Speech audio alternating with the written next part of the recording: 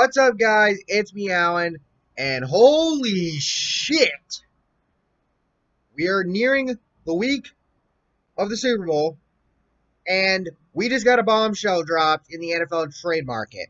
Now, it can't be made official for a couple of months until, basically until the new season starts, but the Rams and the Lions have made a deal.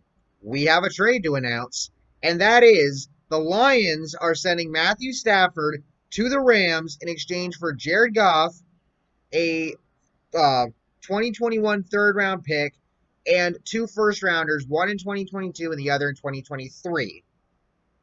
So again, this can't be made official until March, so anything can happen between now and then.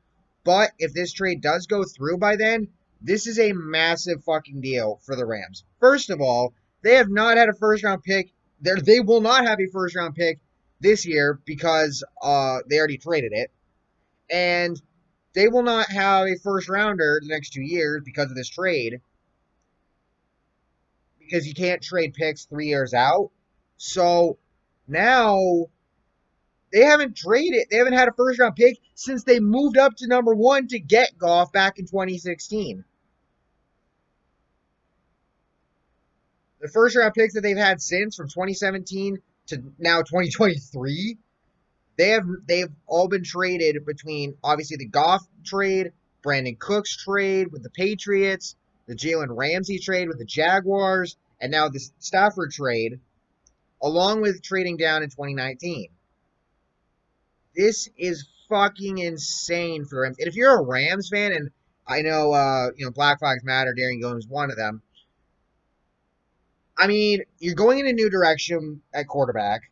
Personally, Jared Goff, the contract that Jared got, it's massive deal, and I don't think he's an elite enough quarterback to have that high of a payout for a contract. The biggest thing with him, issue-wise, has been accuracy. So we'll see what happens in Detroit, obviously, but yeah. But this is just insane. And you're swapping two former first rounders, and you got to remember, Detroit got Matthew Stafford in the draft following the year that they went 0-16. They had Calvin Johnson, and they ended up getting Ndamukong Suh later on, but that Lions team, the way it's been ran, just they have not been able to build around them. And then obviously Calvin Johnson retired in his prime. Now you're trading Matthew Stafford. And I think Detroit has handled this situation well, in my opinion. You look at the Texans right now with Deshaun Watson. Watson, he's requested a trade. He's pissed off at the Texans. He doesn't want to be there anymore. Houston's like, no, we're not trading Deshaun Watson. You call us all you want. It's not happening. I mean, even if they do, you're going to have to give up. You're going to have to make like an Eric Lindros type trade or something like that. Maybe not like a Lindros type trade, but I don't know. Something like that to get him from Houston. But yeah, that's besides the point. In terms of this trade with the Rams and the Lions, Stafford, he's a better quarterback than he's shown with the Lions. And that part of the problem there is just they have not been able, that Lions team has just not built around him properly. He's never had that good of an offensive line. He's never had that good of a running game. Obviously, he had Calvin Johnson, but who the fuck else is he supposed to throw to? The only other notable wide receiver or tight end that I can think of off the top of my head is Brandon Pettigrew. Yeah, he was a tight end, by the way. But this is an interesting deal. And personally, I don't necessarily want to sign a loser and a winner here because anything can happen between now and March when this deal can be officially finalized. But if I had to pick one now, I would say the Lions because who the hell knows where those first-round picks are going to be at in the draft in 2022 and 2023. Obviously, yes, the Rams do have a lot of talent on both offense and defense.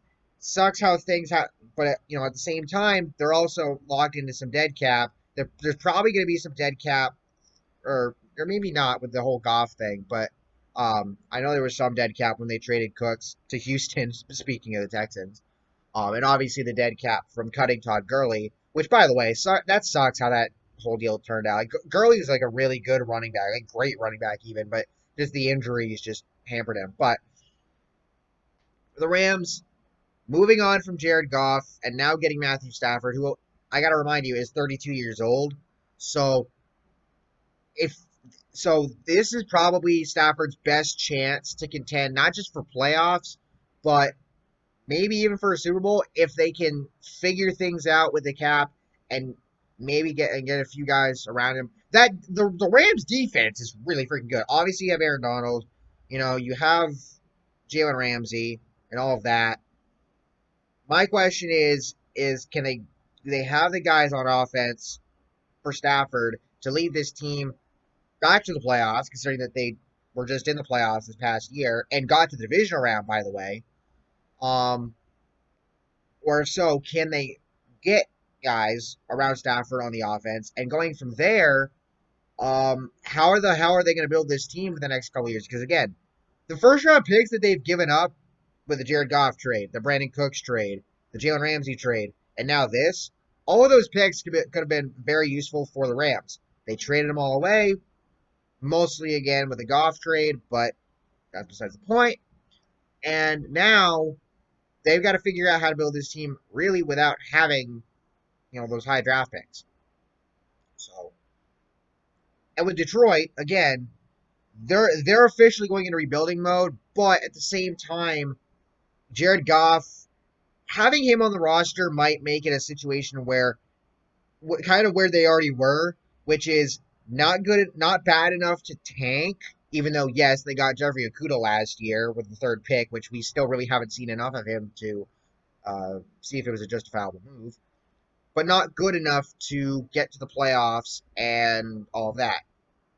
Part of that is a product of the division, the NFC North, because again, you have Aaron Rodgers and the Packers, which, by the way, we don't know what's going to happen with Rodgers because that's a touch and go situation there. The Vikings are stuck in mediocrity for the most part, and the Bears are the Bears, and they have to deal with McCaskey. So, what can you do? But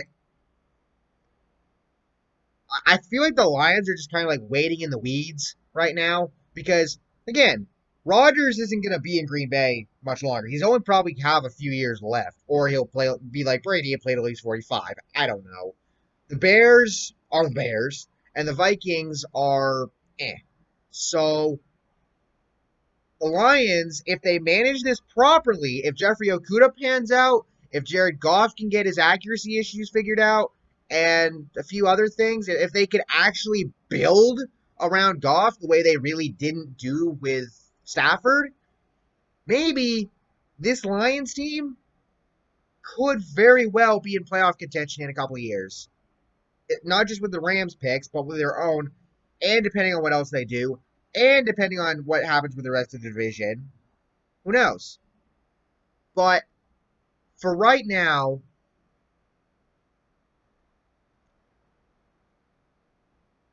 I would say the Lions won the trade. But again, anything can happen between now and March when this becomes official. So I won't necessarily officially designate them as a winner. And we still have to see what happens with the Rams and Stafford. But either way, blockbuster trade. And I wanted to come on and talk about it. So thank you all for watching. Hope you all enjoyed. And if you did, please drop a like, subscribe for more content like this. And I will see you all in the next video. Peace.